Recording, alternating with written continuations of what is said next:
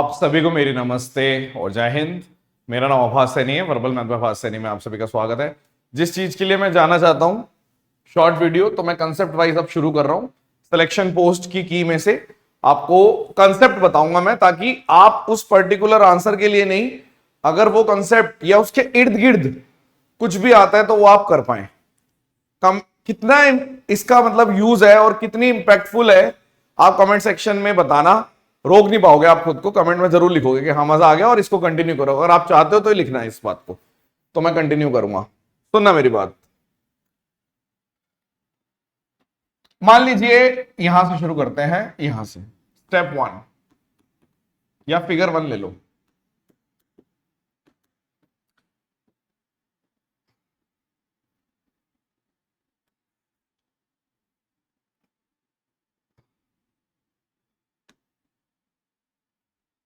मान लीजिए क्वाड्रिलेटरल है, ठीक है, और इसके डायगोनल 90 पे कट कर रहे हैं। इसका नाम, इस वाली लाइन को मान लो ए ले लो, इसको बी ले लो, इसको सी ले लो, इसको डी ले लो। आप बोलोगे पाइथागोरस से, अगर इसको मैंने एक्स वाई जेड ऐसे डब्ल्यू एक्स वाई जेड करके नाम दे दिया, तो पाइथागोरस से एक इधर रिजल्ट लिख सकता हूं, एक इधर, एक इधर, एक इधर, क्योंकि 4 राइट एंगल ट्रायंगल है। आपने बोला हाँ, तो उन चारों को लिख के, सपोज करो मैंने लिख दिया यहां पे X W X Y Z, तो मैं 4 रिजल्ट लिख सकता हूं। 4 रिजल्ट को सॉल्व करके मेरे पास जो आउटपुट आएगा, मैं डायरेक्ट लिख रहा हूं कि फिगर 1 में अगर मैं 4 रिजल्ट को सॉल्व करूं तो मेरे पास आएगा A square plus C square बराबर B square plus D square. Although जो भी मेरे से ज्योमेट्री पढ़ चुका है, चाहे वो पेड में पढ़ चुका है, चाहे वो फ्री वाले कंटेंट में भी ज्योमेट्री निचोड़ अगर आप पढ़ चुके हो, आप ये चीज जानते हो। और सिलेक्शन पोस्ट में इसी पे क्वेश्चन आया, रिवाइज कर लीजिए। जिसको आता है वो थोड़ा धैर्य रखे। अब ये एक आउटपुट है, ठीक है। सपोज करो मैंने क्या किया, इसको फिगर 2 का नाम दे दिया। बस मैंने क्या किया, इसको ये उठा के यहां चिपका दिया, यानी सेम फिगर ऐसे बना दी।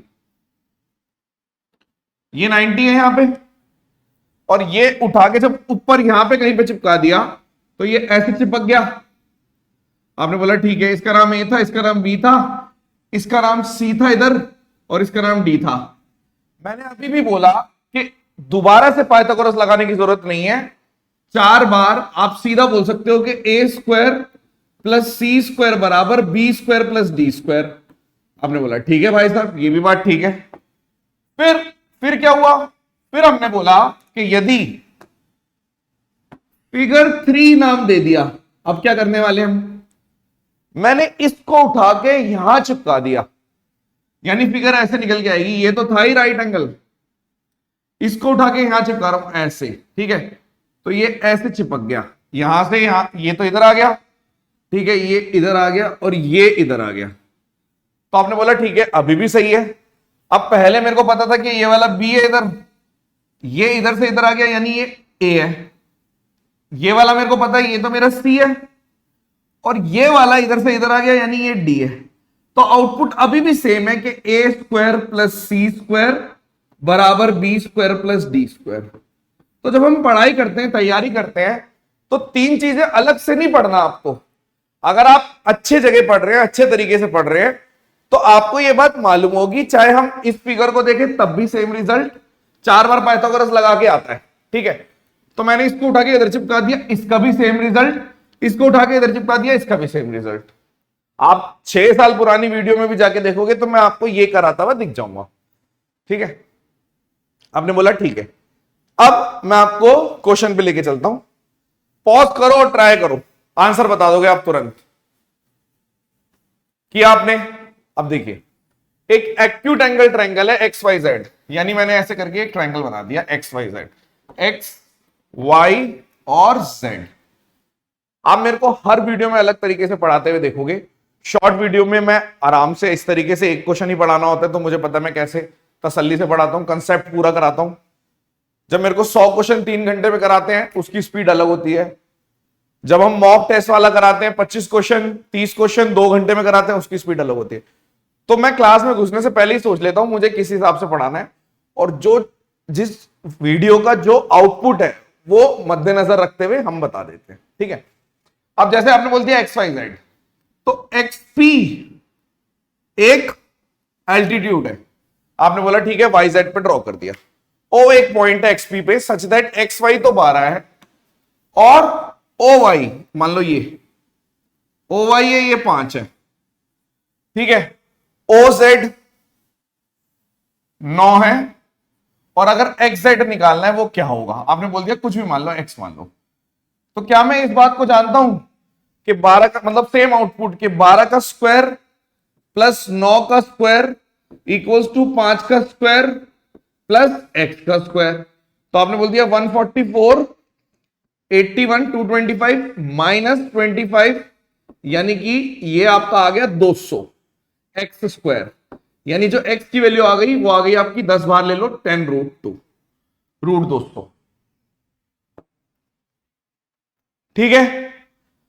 आपको यहां पे कुछ भी दे रखा है और अगर आपकी फिगर ऐसी बनती है, चाहे ये वाली बनती है फिगर 2, चाहे फिगर 1 बनती है, चाहे फिगर 3 बनती है। सपोज करो मैंने बोल दिया कि मेरे पास एक क्वेश्चन है जिसमें क्वाड्रिलेटरल दे दिया और बोल दिया कि क्वाड्रिलेटरल के डायगोनल्स 90 पे हैं और आपको दे दिया जी ये 12 है, ये 5 है, ये x है और ये बोल दिया 9। अब क्या आंसर आएगा, आप बोलोगे सेम आंसर के 12 का स्क्वायर प्लस 9 का स्क्वायर बराबर 5 का स्क्वायर प्लस x का स्क्वायर, फिर से x की वैल्यू रूट 200 यानी कि 10 रूट 2 आ गई।